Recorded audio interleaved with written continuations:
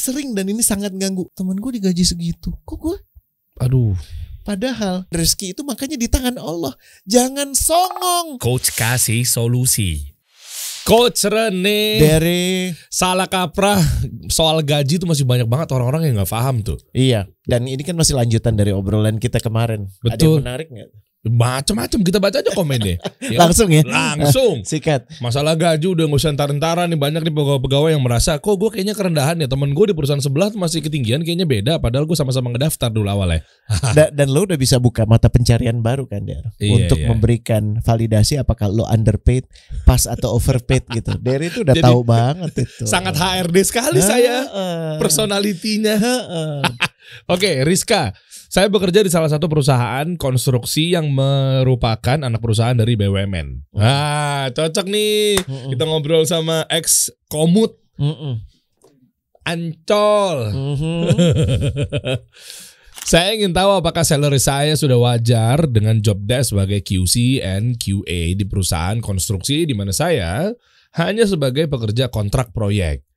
Berapa ya range upah di dunia konstruksi pada umumnya? Padahal yang saya pernah tahu, mohon koreksi jika salah, pekerjaan sebagai QC dengan QA berbeda job desk-nya dan harusnya dikerjakan lebih dari satu orang. Coba ntar kita cek ya, karena kan Coach Rene kan luar biasa nih untuk perihal BUMN, relasi, dan beliau juga pernah ada di situ gitu kan. Ini sesat barusan ya, kalau Anda tahu ya. Beneran. Walau goals-nya sama, yaitu menjaga dan memastikan mutu suatu pekerjaan sesuai spek yang disepakati bersama. Terkadang saya pun diminta mengerjakan sesuatu yang bukan bagian dari job desk sebagai QC atau QA. By the way, QC itu berarti quality control apa cek ya? Quality control, Okay. sama kurang lebih, ada yang bisa juga bilang quality check, sama satu lagi quality assurance. Oke. Jadi kalau yang satu ada di level policy, yang satu lebih di level di bawahnya gitu, lebih memastikan secara produksi udah sesuai atau belum. Nah, gitu. ini kita cek nih. Soalnya dibilang katanya tadi nggak sesuai dengan job desk. Yang dijelasin sama Coach Rene kan tuh job desk-nya. Betul ya Coach ya? Gimana? Kan yang dijelasin sama Coach Rene barusan QC sama QA itu begitu job desk-nya. Ya kan, dia memastikan ini. Oh, itu bukan job desk. Yang gue sampaikan tadi deskripsi tentang role, deskripsi peran.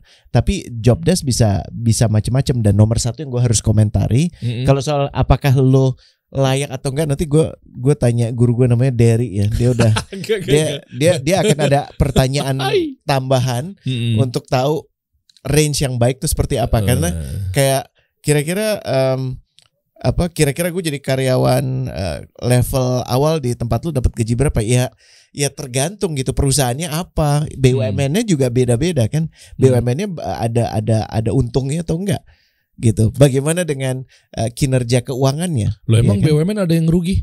Banyak. Enggak, maksudnya rugi dalam arti literally rugi gitu loh maksudnya. Banyak. Oh iyalah. Yang untung alhamdulillah sudah lebih banyak sekarang. Coba kayak Garuda, kan Garuda sempat rugi tuh. Garuda sekarang sudah mencatatkan, membukukan keuntungan, tapi sempat hutangnya kan sedemikian rupa sampai dipilotkan. Tapi sekarang udah dibebaskan. Maksudnya udah selamat dari proses itu. Keren banget soalnya. CEO yang baru ya? CEO yang baru tuh dahsyat banget. Tapi gini, nomor satu sebelum kita meracau kemana-mana, job description lo tuh bukan sepatutnya menentukan self description lo. Jadi your job description itu is not your self description. Kalau gini membahasakannya, kalau lo mudah untuk ngomong, tapi kan ini bukan job description saya. Rada sulit lo berkembang. Maaf ya, kalau lo berangkat dari mindset job description gue kayaknya bukan ini deh, itu bagian lo gitu. Gue nggak mau tahu, gue cuma mau tahu apa yang sudah dibebankan ke gue. Sulit berkembangnya kenapa? Karena dia harusnya sesuai dengan arahan dan akad dong. Bener dong. Akad itu untuk pekerjaan. Tapi kalau description adalah lo menjadi bagian dari organisasi yang bermanfaat. Bagian dari organisasi yang saling mendukung. Tapi bukan berarti semuanya dikerjain kan Coach? Itu juga ekstrim. Maksudnya gini, ada dua ekstrim yang harus kita hindari. Yang pertama, benar-benar melihat bahwa gue cuma mau ngerjain yang jadi job description gue. Atau ekstrim satu lagi, dan biasanya ini bukan dari pekerja tapi dari atasannya. Ya udah kan gue udah bayar, lo kerjain semuanya. Itu juga nggak tepat. Nah, baiknya di tengah. Kenapa? Karena nggak boleh kita baru diminta mengerjakan pekerjaan lain udah langsung Ini bukan kerjaan saya Pak, gini. Bisa jadi itu adalah momen di mana lo bisa menunjukkan diri lo. Atau apalah lebih baik lagi karena keinginan lo untuk membantu dan lo lagi bisa membantu saat itu malah bagus. Atasan lo mungkin malah ingin explore sampai sejauh mana sih anak ini bisa tumbuh, sejauh mana sih anak ini willing untuk membantu. Jadi jangan bahasanya apa ya Dere? Jangan mereduksi hubungan lo dengan organisasi itu semata duit. Oh paham iya dapat. Paham ya? Iya. Gitu. Nah ini yang menurut gue masih terbaca di kawan kita ini. Iya, ya. Cuma ada stigma lagi gini coach. Gini, bercanda nih ya anak-anak overheard radio apa segala macam itu bilangnya gini, misalnya atau agensi, lu jangan terlalu terampil dan jangan terlalu skillful di perusahaan itu. Nanti lu bisa disuruh-suruh jadi lebih banyak. Lu suruh ngerjain ini, misalnya contoh deh desain.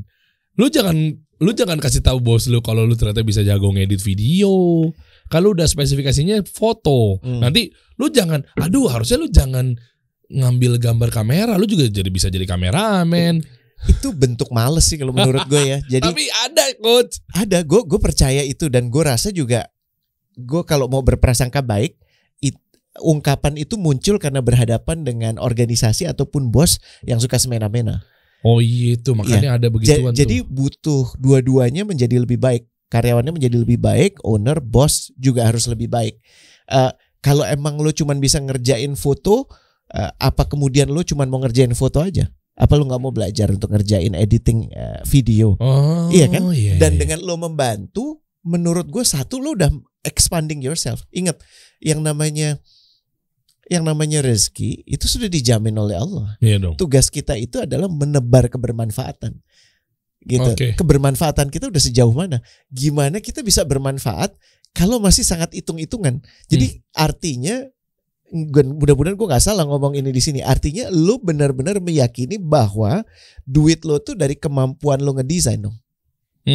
Duit lo tuh dari kemampuan lo nego sama bos dong. Iya. Duit lo tuh dapat dari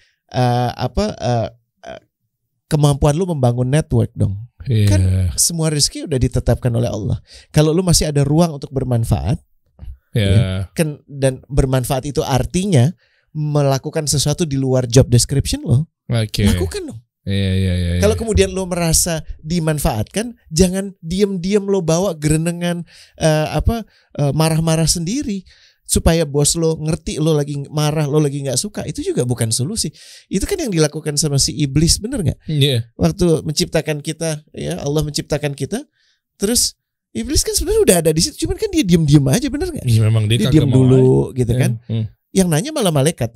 Betul gak? Kenapa ya Allah kau menciptakan manusia yang nanti akan memunculkan kerusakan? Terus apa Allah bilang, aku sesungguhnya lebih tahu. Betul gak? Kata iblis. Kata Allah. Terus akhirnya kan si malaikat juga bilang, oh ya sesungguhnya kau yang paling tahu.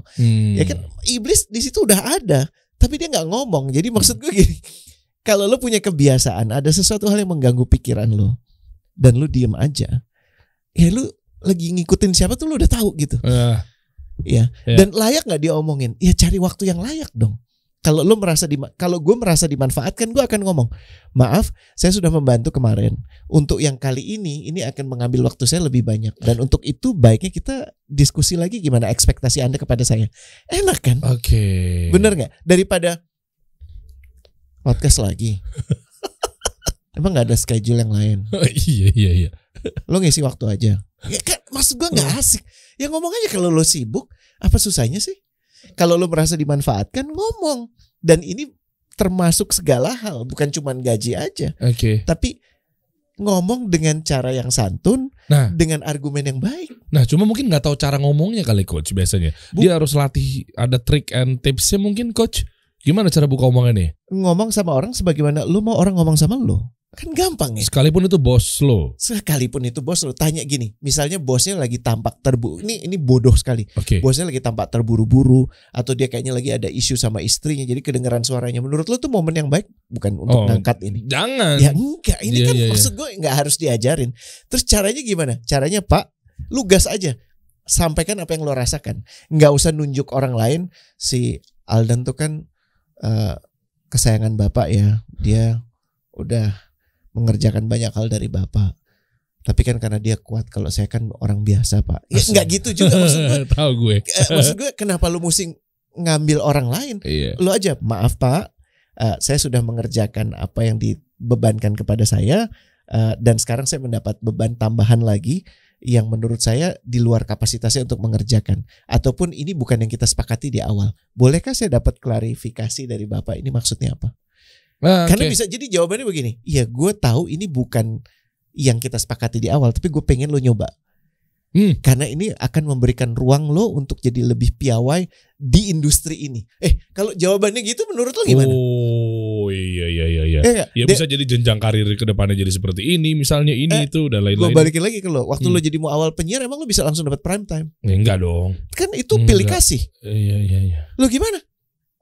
Kok pilih kasih? Kenapa orang yang lebih lama? Kenapa orang nggak lebih baru? Cara pandang kita tuh kita bisa mencari pembenaran, kita bisa mencari kebenaran. Ya lo lagi dikasih waktu untuk untuk menguji coba. Jadi kalau ada salah nggak terlalu banyak yang mendengar. Kan lo paham ya itu ya. Keren. Tapi pada saat kemudian lo merasa siap, lo bisa ngomong nggak? Ngomong aja. Iya. Oke. Ya. Nice. Jadi clear, nomor 1 itu. Nah nomor 2 berapa? Gue nggak bisa jawab karena gue nggak tahu di level tier apa ini BUMN-nya. Kan salah satu hal yang kita harus pahami industrinya seperti apa. Iya. Industri konstruksi secara umum gue tahu.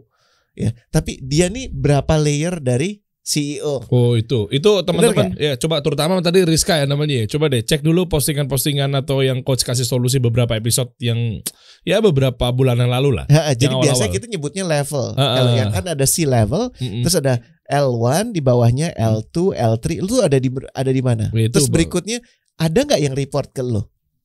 Oke. Terus perusahaannya membukukan keuntungan nggak tahun lalu? Iya kan? Dan dari situ lo udah kerja berapa tahun? Oke. Gitu ya. Dan lo report ke siapa, dan siapa itu jaraknya berapa jauh dari si CEO itu tadi. Nah, dengan seperti, dan kalau misalnya kayak QC ini project konstruksi, lo bisa menceritakan lo terlibat di berapa project. Ya kan, karena biasanya mereka project.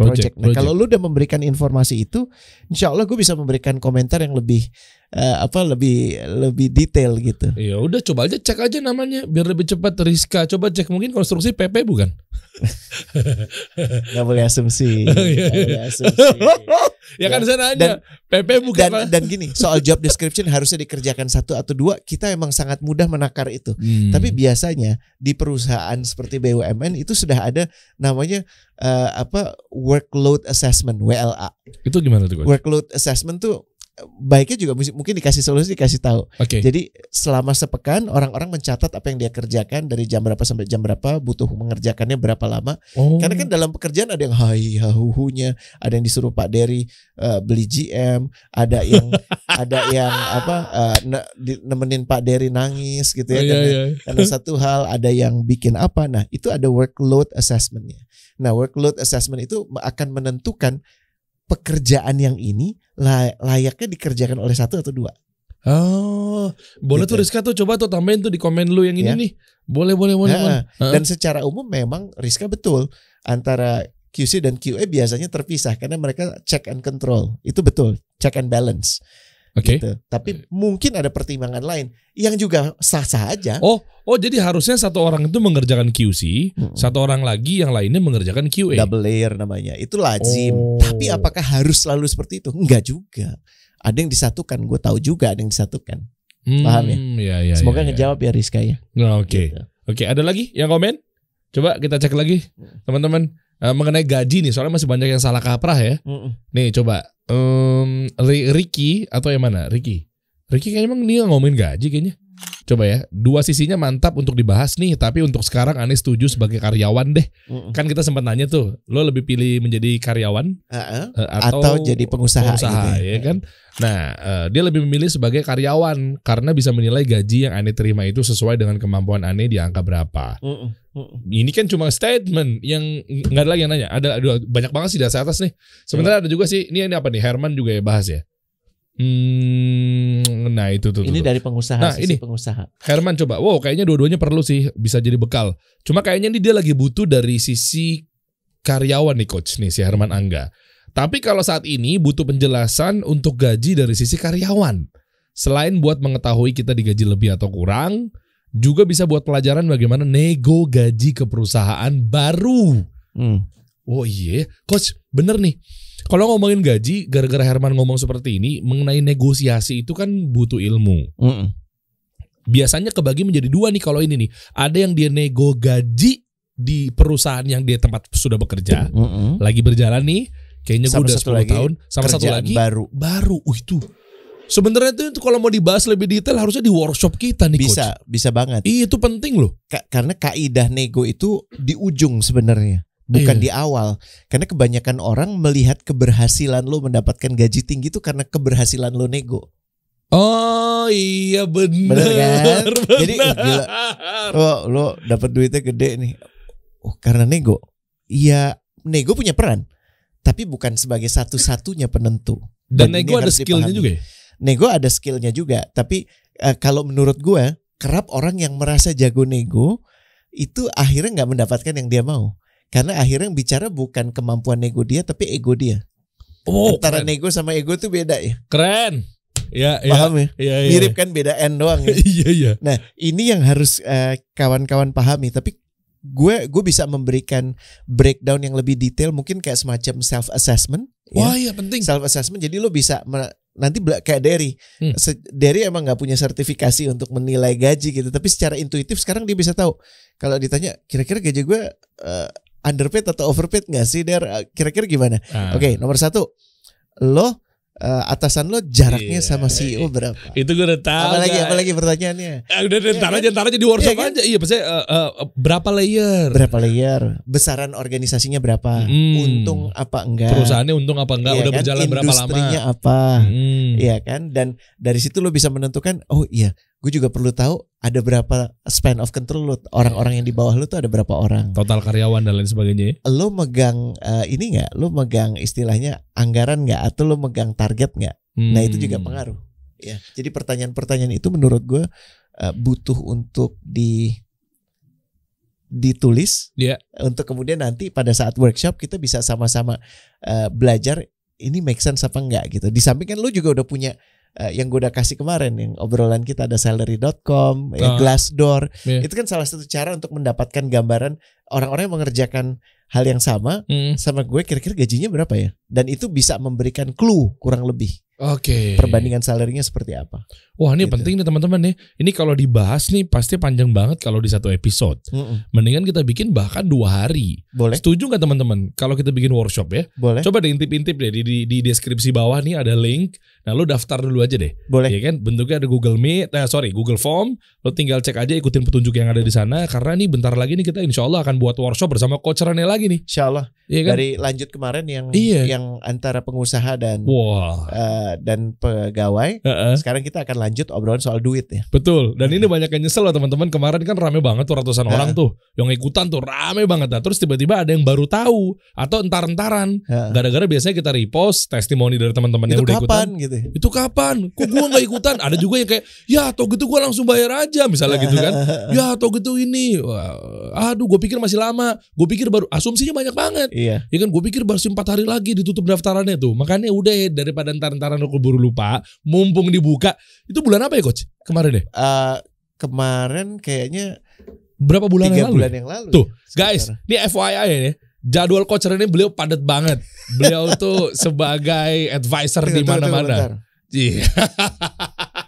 Tapi serius, harusnya nih gue jujur aja. Nih sorry nih Coach, gue buka aja nih. Harusnya tuh gue pengen banget bikin workshop sama Coach Rene ini monthly, tiap bulan. Tapi karena gak dapat jadwal beliau juga di mana-mana, artinya bayangin nih, harusnya dirutinkan, tapi baru dapat kita jedanya 3 bulan, 4 bulan kan, baru ada lagi. Dan jujur, kalau ditanya lagi, Coach mau dirutinin nggak? Enggak tahu, belum tahu kapan lagi mau dibuka. Mumpung dibuka bulan ini nih, buruan nih. Silahkan daftar dan gue juga seneng banget sih Der, dari ketemuan itu, karena banyak case-case baru yang gue nggak pernah jumpai sebelumnya kayak yang kemarin. Dan ini juga efektif buat modal gue nulis buku berikutnya gitu. Mantap. Iya kan? Dan siapa tahu lu juga bisa masuk di bukunya gitu kan, apabila case lu unik gitu terutama. Bener. Iya kan? Karena urusan duit nih, maaf ya, banyak yang pengen tahu tapi nggak mau tahu gitu. Gimana ya? Dikotomi gak sih? Jadi lu tuh kalau ditanya soal duit kan pasti banyak yang pengen tahu, apalagi duit gue gitu. Oke. Tapi untuk mempelajarinya menurut gue lu punya tanggung jawab untuk memahami benar-benar, nggak cuman setengah-setengah. Maksud gue kayak lu pergi ke Glassdoor, lu pergi ke Salary, itu kan dapat gambaran, tapi tidak sepenuhnya. Itu. Karena fundamentalnya lu juga mesti pahami. Kan kita tahu gaji itu nggak ada gunanya kalau kita nggak punya, menurut gue yang kita harus angkat ya di kelas ini, di workshop ini. Kita nggak cuman harus bisa tahu gaji kita underpaid atau enggak, tapi gimana kita bisa bangun strategi supaya gaji naik. Ini bener nih, berarti bener nggak? Banyak orang yang sebenarnya tuh tahu-tahu mau dan lain sebagainya, tapi nggak mau, misalnya tuh nggak mau tahu, tapi ternyata dia kejebak di akhir perjalanan karirnya dia, dan ternyata nggak sadar dia udah umur sekian. Ini gue jadi inget temen gue nih, coach. Kenapa? Dia tahu kasih solusi kan lagi hiring kan, ya kan? Karena insya Allah kita semoga Allah mudahkan akan amin, Allahumma scale up. Amin. Kan Anda juga menjadi dewan penasehatnya kan. Nah akhirnya gue dapat, sorry ya, gue nggak bisa nyebutin nama orangnya siapa. Ini masih ada chatan di gue. Dia itu di kantor ini, di tower ini. Oh masya Allah. Kita nggak, gue nggak mau kasih tahu perusahaannya apa. Iya dong. Dan besar juga di tower ini. Ya kan, by the way gue di Office 88 nih, di Kokas nih ada berapa banyak lantai gitu kan. Nah salah satunya ada di lantai ini juga. Nah dia ini bidang atau job desk-nya adalah dia orang legal di perusahaan ini. Oke. Nah ini cocok banget nih. Ini makanya penting nih teman-teman nih. Kalau lu baru nyadar mungkin sudah kesekian lu lama bekerja di situ, terus tiba-tiba mungkin lu underpaid, ya kan, dan lain sebagainya, mungkin kenyamanan dan lain-lainnya, lu akan menyesal di kemudian hari. Makanya ini penting banget ikutan workshop ini, mumpung Coach Rene juga lagi buka. Kenapa? Lu harus tahu lebih dini. Tingkat dari nilai gaji lu tuh sesuai gak sih sama perusahaan? Betul. Jangan sampai kayak teman gue yang gini. Ini teman gue, deket banget. Kenapa gue dia? Nih, kan dia tahu kan gue, kita nih kasih solusi lagi hiring kan, besar-besaran insya Allah gitu. Terus tiba-tiba dia coba awalnya rekomendasi temannya dia. Oke. Awalnya nih, nih gue punya temen nih begini ya, gitu lah kurang lebih. Oh ya udah siap. Gue pikir dia nggak nawarin untuk dianya. Soalnya gue tahu dia udah lama banget nih. Gue udah tahu pokoknya lama banget, tapi gue lupa berapa tahunnya pastinya. Terus tiba-tiba kemarin nyapa lagi. Assalamualaikum Der. Oh iya, Waalaikumsalam. Kalau ada loker legal boleh diinfo juga ya. Buat dia berarti. Buat dia ternyata. Ya, nah, gue bilang kan bukannya udah lama banget ya. Gue bingung kan. Terus gue nanya, emang di sana kenapa gitu. Gue nyebutin nama perusahaan deh. Ya aman sih. Cuma aman sih kayak ada kayak kasih emoji gitu. Sih gitu. Iya. Terus ada lanjutannya. Gue udah 10 tahun lebih coy. Ada coy di belakang. 10 tahun lebih. Tuh. Ya bagus loh. Ya maksudnya kan selama dia berkontribusi. Buat gue sih Der, mau gini, berapa lama, berapa sebentar, bukan itu ukurannya. Bukan, tapi kan di bawahnya mungkin gue gak bisa ceritain lagi. Ada kelanjutannya, artinya dari 10 tahun aja tiba-tiba ada ketidaknyamanan. Yang mungkin dia baru tahu di akhir, Coach. Soal duit. Salah satunya tuh. Makanya begitu gue tambahin lagi bawahnya, gue bercandain. Aduh kalau udah 10 tahun lebih di sana, gue mah gak sanggup bayar lu bro, gitu kan. Tiba-tiba dia cerita lagi, aja lu bla bla bla bla bla. Nah itu poinnya kan. Kan? Maksudnya coba deh kenapa gue bahas ini. Kebayang gak Coach ya? Mungkin gue gak bisa, takutnya obvious banget. Dia juga nonton kan kadang kan di channel gue ini kan namanya juga temen. Terlalu obvious. Maksud gue gak mau lanjutin. Intinya keresahan-keresahan yang terjadi sama di dirinya dia udah jalan 10 tahun lebih bahkan belasan tahun gitu kan. Dan perusahaannya besar Coach. Gitu loh. Maksudnya gede. Dan perusahaan udah tau gak Coach, dari tahun berapa? 90-an. Udah lama banget. Udah lama. Dan kayaknya mungkin lo tahu. Kayaknya bisa baca dari mata lo deh gue. Oh itu. Oh kan bener. Ngeselin. Tapi gini. Enggak iya terlepas dari lu tahu lah. Kan gue sempat ngobrol lu di depan live waktu itu Coach. Yang itu. Ya kan. Nah itu artinya, dan levelnya manager. Gue mau nanya juga sekalian. Dia ini kalau lihat dari, dia kan ngirimin lah, lu jabatannya apa sih? Akhirnya gue lihat kayak semacam kartu namanya bla bla bla bla bla gitu kan. Kalau gue nyebutin ini obvious banget gak sih sama, tapi namanya tuh jangan sebut nama perusahaannya aja. No. Tapi jabatan itu kan common kan di semua perusahaan kalau legal. Gue nggak tahu sih. Gue takutnya kalau gue sebut itu kayak graphic designer, semua juga graphic design. Bukan ranah gue soalnya kalau legal. Umum ya. Coba aja. Coba ya, gue cek ya. Nah ini bisa keukur juga nih teman-teman nih. Ini obrolan ini ngalir banget nih. Oke. Gue coba jabatannya aja kali ya. Gue coba biar Coach Rene lihat juga nih. Tuh, Associate Legal Manager. Iya. Tuh. Associate Legal Manager itu berarti dia belum pada posisi manager. 10 tahun yes. Lulus SMA, masuk kuliah 2002. Umur dia gini, 40. Kalau ngelihat ini membahasakannya tuh gini, Dar. Lo mesti ngerti di dalam organisasi itu lo masuk ke yang aspek produktifnya atau enggak. Contoh kayak, gue bukan mengatakan penting nggak penting, tapi mendatangkan uang atau enggak. Kayak misalnya orang-orang yang bekerja di sales untuk banyak perusahaan, dia akan punya peluang dapat duit lebih besar dibandingkan dengan orang-orang yang di operational. Kenapa? Karena dia punya beban target. Ya dia bisa jadi pegang anggaran dan seterusnya. Kalau perusahaan consulting, ya itu biasanya konsultannya yang akan dapat penghargaan lebih karena dia yang kemudian bill the hour itu apa, yang menagihkan jam kerja dia. Nah, temen lo ini expertise-nya legal, tapi untuk perusahaan yang bukan legal. Jadi legal itu sekedar pendukung. Jadi nomor satu yang harus dipahami adalah growth-nya nggak akan signifikan, lamban, dan artinya kabar baiknya perusahaan itu nyaman dengan dia. Kabar buruknya kalau dia mengharapkan ada satu perusahaan, career path, ya di perusahaan itu akan sangat sulit kecuali dia mempunyai ilmu baru yang membuat dia bisa melakukan hal-hal lain. Karena associates itu nama yang lazim di level paling basic untuk sebuah perusahaan konsultan. Jadi kayak misalnya kalau gue di konsultan dulu, gue mulainya adalah sebagai researcher, ya kan, tukang riset lah. Terus nanti gue jadi associate, terus jadi senior associate, terus jadi principal, terus jadi junior partner, terus jadi partner, terus jadi senior partner, terus jadi managing partner. Nah, kalau lo ada di industri yang, kalau lo ada di perusahaan yang lo sebagai penghasil utamanya, naik dari researcher ke associate ke senior associate itu cepat. Tapi kalau lo udah dengan sangat menyesal, case temen lo udah 10 tahun di tempat yang sama associate melulu, ya artinya memang dia tidak dilihat sebagai yang crucial di dalam organisasi itu. Yang penting di dalam organisasi itu. Wah, ini ilmu loh guys. Gitu. Bener loh, gue baru tahu loh. Ternyata gue dapat ilmu baru lagi. Jadi kalau di dalam perusahaan tersebut adalah ada tolak ukurnya terkait dari perusahaan tersebut, core-nya di bidang apa? Betul. Kayak misalnya perusahaan digital yang orang-orang yang dibayar mahal udah dipastikan dia nggak ada di kemampuan orang-orang yang bisa programming, orang-orang yang bisa kayak Razi product management. Product management tuh yang jadi yang ngomong memberi ke arsiteknya. Kalau engineer tuh kayak sipilnya.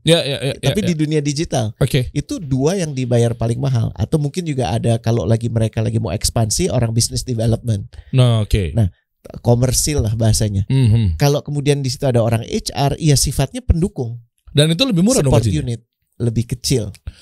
Nah kalau kasus teman gue ini, memang dia itu bukan perusahaan legal. Bukan. Kalau dia mau kinclong, dia maksud yang dicari adalah peningkatan yang cepat, pindah ke perusahaan yang memang base-nya adalah legal, law firm. Law firm. Gitu, atau dia gabung di perusahaan yang membutuhkan peran legal yang robust. Contoh kayak perusahaan konsultan ini, mungkin yang dibutuhkan peran legalnya untuk memastikan kontrak-kontrak semua berjalan aman. Sangat betul sekali. Iya kan? Tapi kalau misalnya kasih solusi, mau merger dengan beri solusi, iya kan? Dan kemudian bicara sama ke perusahaan capital itu, perusahaan keuangan itu. Jadi lawyer yang ada di perusahaan capital itu, dia mesti memikirkan efek legal dikasih solusi dan beri solusi untuk kemudian disatukan. Itu namanya merger and acquisition. Ini mahal sekali. Jadi nggak melulu lawyer itu harus di law firm, tapi lawyer bisa ada di tempat-tempat di mana ilmunya dia itu sangat crucial. Kalau nggak ada dia nggak jalan. Wow, oke. Nah, makanya lu di situ dibayar. Contoh, kasih solusi nggak ada Derry. Oh, okay. Selesai kan?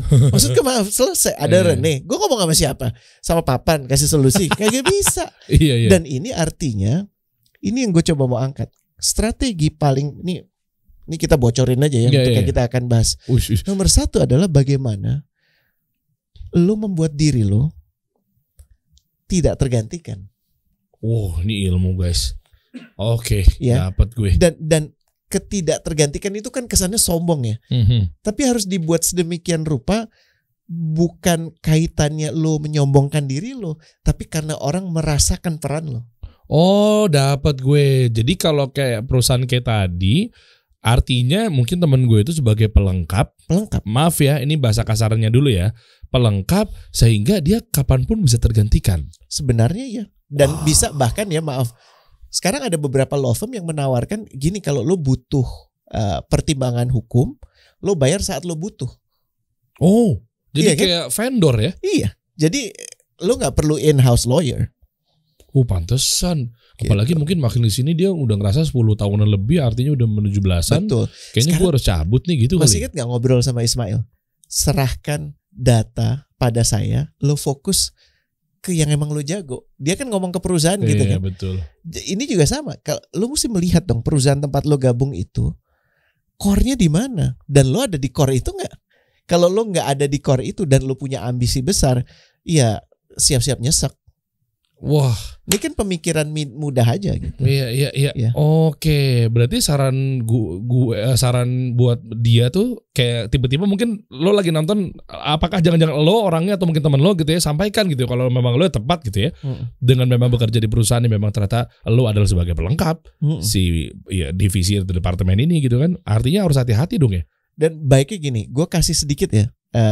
Slides tentang salah kaprah soal gaji ini ya. Penting nih. Boleh ya? Penting, boleh dong, boleh banget tuh. Ini gue nanya dulu, bener nggak Der?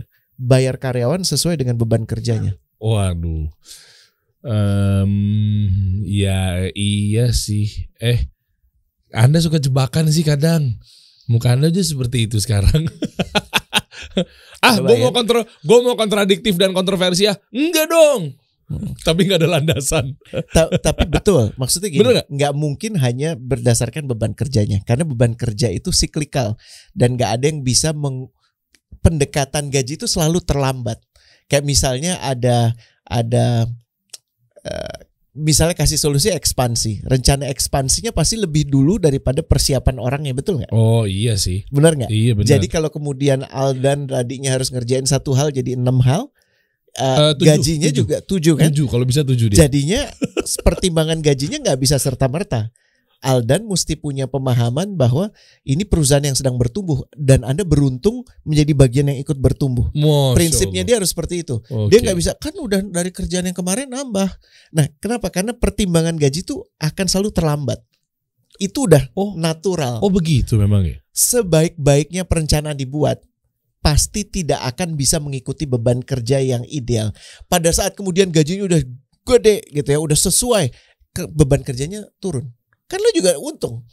Ya tapi gitu. Di sisi lain nanti akan ada koreksi. Tapi nggak saat itu. Kayak tadinya lu punya kerjaan 10, terus 5 klien lu hilang gitu kan. Jadi kerjaan orangnya ini cuma 5. Kan lu gak serta-merta dihilangkan kecuali emang porsi variabelnya gitu. Okay. Nah, artinya apa? Pertimbangan beban kerja itu selalu terlambat. Ya, itu nomor 1. Nanya berikutnya.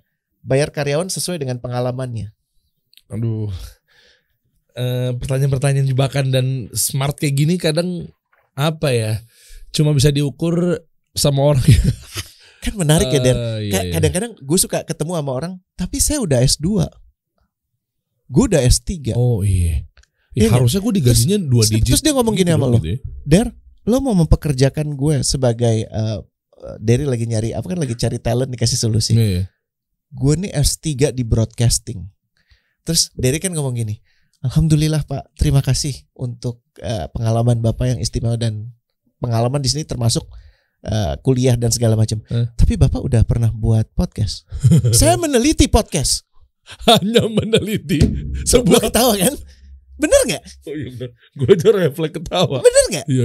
Kan lucu ya. Kadang-kadang kita suka bertemu sama orang, dia minta dibayar sesuai dengan pengalaman, tapi dia nggak bisa menunjukkan relevansi dengan apa yang dibutuhkan. Dan apa yang dia lalui belum tentu sesuai. Yang satu dia meneliti, di sini lo praktisi. Kalau kemudian nanti ada orang minta Derry untuk ngomong, Der, maaf ya, punya ijazah S3 nggak?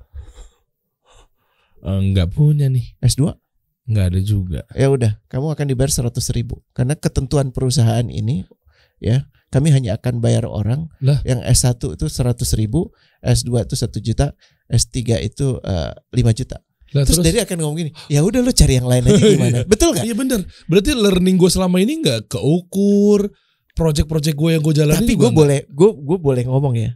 Banyak institusi, terutama institusi pemerintah, masih menggaji orang, mempekerjakan orang berdasarkan itu. Makanya mereka nggak dapat talenta terbaik.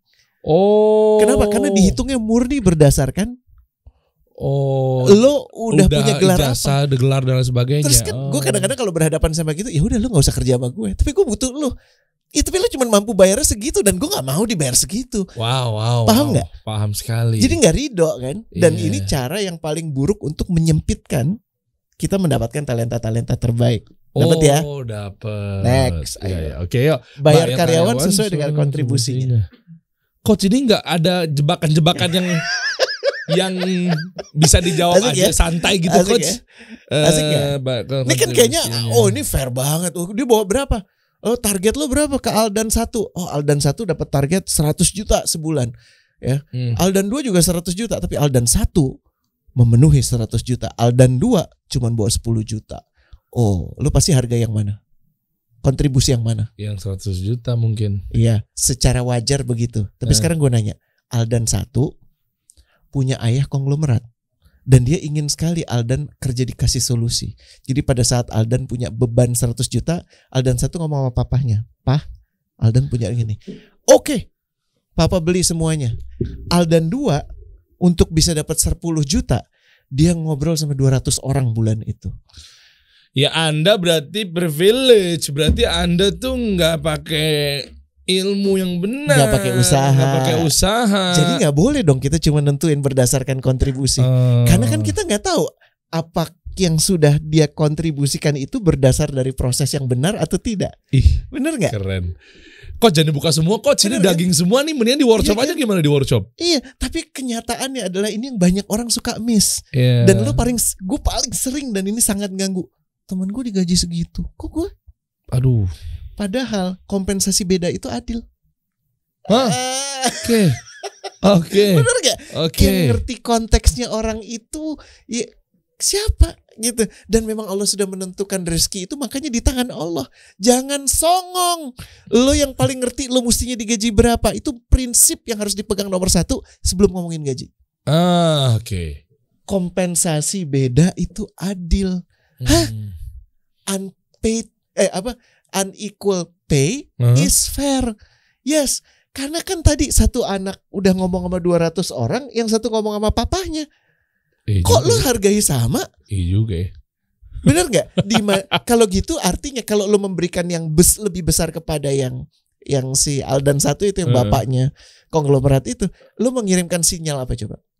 Di sini gue gak mentingin proses. Di sini gue cuma ngelihat ujungnya. Lo mau jungkir balik, lo mau bapak lo konglomerat, bapak lo tukang taksi, gue nggak butuh. Jadi lo nggak peduli growth orang. Lo cuma ngerti satu-satunya metrik yang lo pahami, fulus, duit. Dan itu efektif untuk jangka pendek, tapi sangat buruk untuk jangka panjang. Oke. Lo nggak ngebangun tim, lo memunculkan rasa ketidakpercayaan, perasaan tidak diperlakukan adil dan seterusnya. Paham ya? Nice. Nice. Tapi untuk urusan target kan bukan berarti dia juga nggak perform, tapi dia tetap dilolosin dong. Ekstrim ya. Tadi kan ekstrim. Dan jangan lupa kalau kita menetapkan target, jangan-jangan ada kesalahan dalam menetapkan targetnya. Itu juga harus dibuka peluang itu. Ada ilmunya. Jangan. Betul. Karena kadang-kadang perusahaan tuh mikir yang gue butuh. Gue punya target dari investor gue punya target dari pemikiran gue, dari istri gue, dari abis gue baca koran, ya udah perusahaan ini harus mencapai 5 miliar. 5 miliar tapi dari mana? Iya, tapi arahnya. Dia nggak mikirin dari mana duitnya atau prosesnya seperti apa. Dia nggak ngasih clue pathnya untuk bisa dapat 5 miliar seperti apa. Dan itu yang kalau nggak tercapai, yang salah siapa? Yang mendapatkan beban target atau yang bikin target?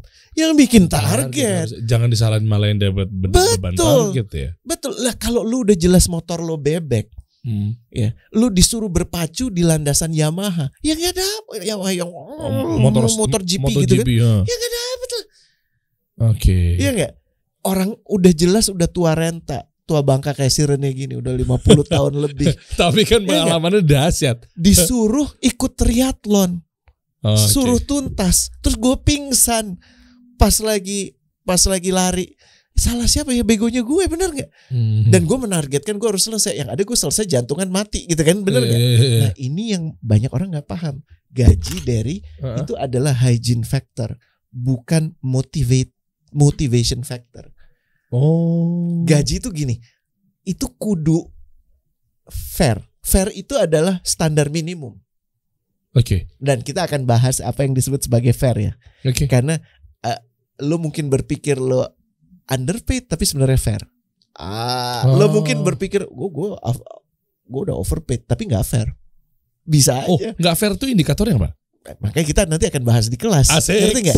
Jadi maksud gue gini, jangan lo cuman fokus pada buat lo dong underpaid, overpaid, karena lo bandingin diri lo dengan orang yang ada di perusahaan lain yang punya konteks beda.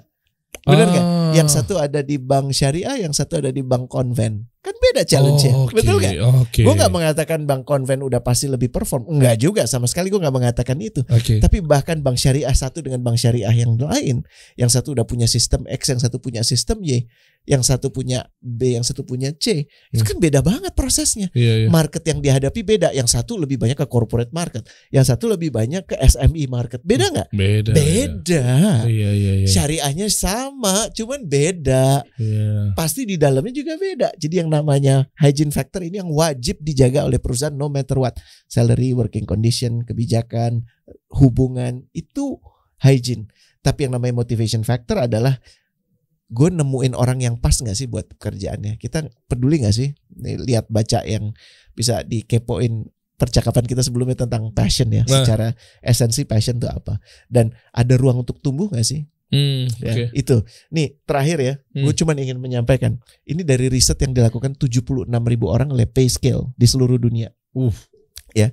Coba. Nah, yang paling atas itu orang-orang yang actually, yang sesungguhnya above market. Jadi mereka tuh dibayar above market. Betul ya? Betul ya?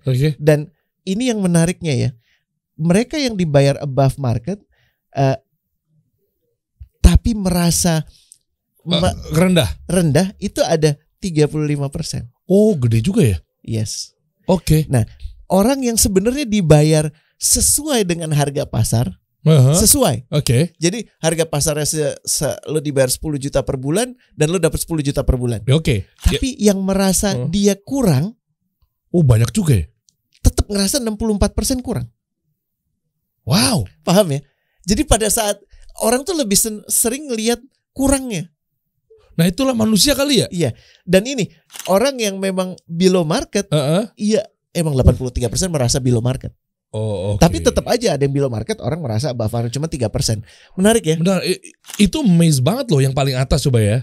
Above market itu kan below-nya itu 35.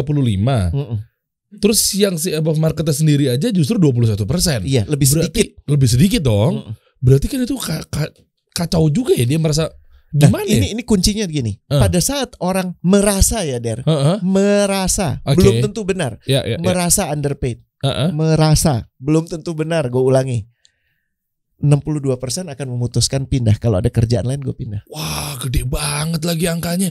Merasa belum tentu lo underpaid, tapi lo merasa underpaid. Makanya ilmu ini dibutuhkan untuk lo bukan cuma tahu gue underpaid atau enggak, tapi lo lebih banyak bersyukur. Paham ya? Masih ingat dong syukur tuh apa? Syakaroh, diberi sedikit memberi banyak. Ingat ya kita sempat bahas itu ya. Betul. Di itu kosakata bahasa Arab dan ini harus dipahami. Nah, obatnya ini menarik.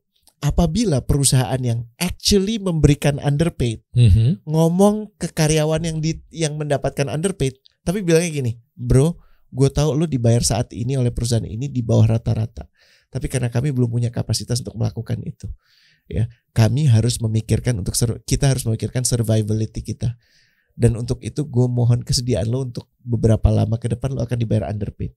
82% mengatakan dia happy di tempat kerjanya. Bukan cuma mau stay, dia happy. Artinya apa?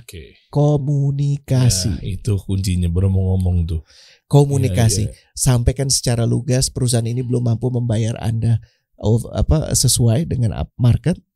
Kami akui itu, kita akan perbaiki segera setelah keadaan keuangan membaik, dan itu harus dikomunikasikan. Itu akan membuat iklim kerja lebih mantap.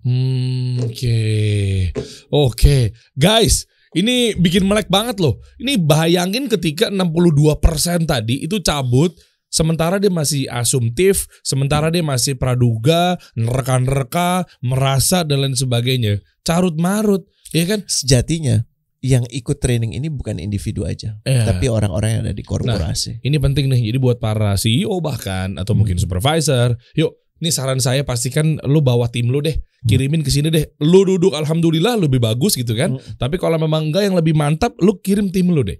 Lu harus tahu deh, atau enggak lu nya juga ikutan. Kenapa? Karena ini sudut pandang itu enggak cuma sekedar dari pegawai, tapi dari sudut pandang si bosnya itu sendiri. Juga tadi kan gaya komunikasi juga ternyata penting banget. Yes, bayangkan Bu, ini 82% satisfied ya. Iya, satisfied itu puas berarti. Jadi yang nggak puas, katakanlah yang di tengah-tengah nggak ada gitu ya.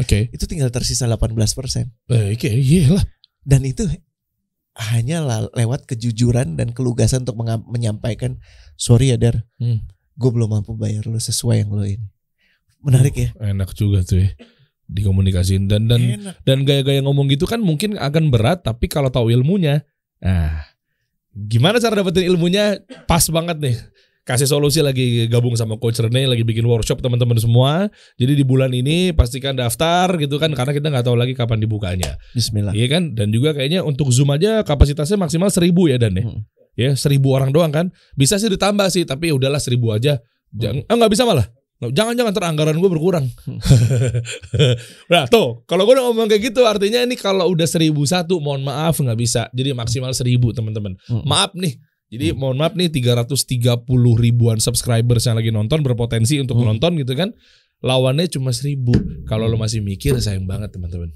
Ya, ikutan workshopnya bareng sama Coach Rene nih, bahas gaji. Banyak yang salah kaprah soalnya. Bismillah. Ya, Bismillah ya. Cara daftarnya gimana? Nih, cek aja dulu di link di deskripsi di bawah ini dulu. Ya. Coach kasih solusi.